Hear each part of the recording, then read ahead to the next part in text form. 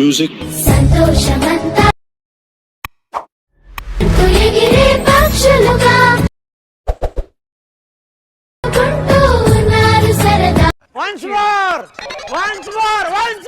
సంతోషమంతా ఎగిరే పక్షులుగా